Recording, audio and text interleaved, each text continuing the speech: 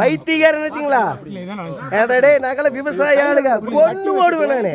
சொல்றா டேய், கூட ஒரு பையன் வந்தாங்கண்ணா, அவனை பார்க்கறக்காக வந்தேங்க.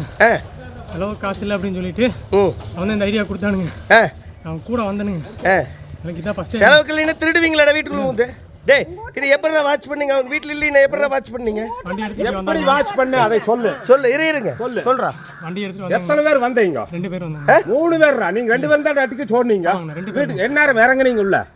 எப்படிடா பூட்டு உடைச்சீங்க? பூட்டு அவங்க தான் உடைச்சாங்க. யார் உடைச்சாங்க? கூட ஒரு பையன் வந்தாங்க. கூப்பிடுறா. பட்டமா வீட்ல நம்ம வீட்டுக்கு பக்கத்தாலங்க. அண்ணன் வீட்டு காம்பவுண்ட் கிட்ட. நான் நல்ல வேலைங்க. அண்ணன் எனக்கு கரெக்டா ஃபோன் பண்ணாரு. நான் வீட்ல தான் இருந்தேன். டக்குனு வந்துட்டோம். சிறுவாணி நகர் நம்ம சிவன்குடி. சொல்லு, அடுத்தது என்ன? சூப்பர். நீரு கூட வந்தாங்கண்ணா. கொஞ்சம் ஐடியா தான் ஃபாலோ பண்ணிச்சுங்க. இறங்கி உள்ள போலான்னு சொன்னானுங்க. அவன் பண்ணா நான் கூட நின்னுங்க. உள்ள போயிட்டு இருக்கும்போது ஒரு அக்கா வெளில. எந்த ஊர் நீங்க? திருப்பூர். இருங்க, அடுத்தது இருங்க. சொல்லு. சொல்லுங்க.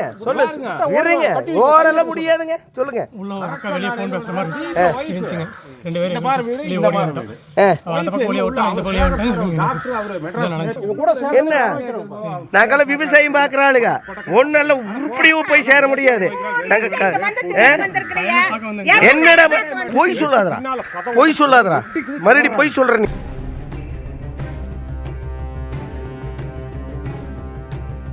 பட்ட பகலில் கொள்ளை முயற்சி. வீட்டின் பூட்டை உடைத்த போது பொதுமக்கள் சுற்றி வளைத்து பிடித்து கொள்ளையனிடம் பேசுவது குறித்த அதிர்ச்சி காட்சி.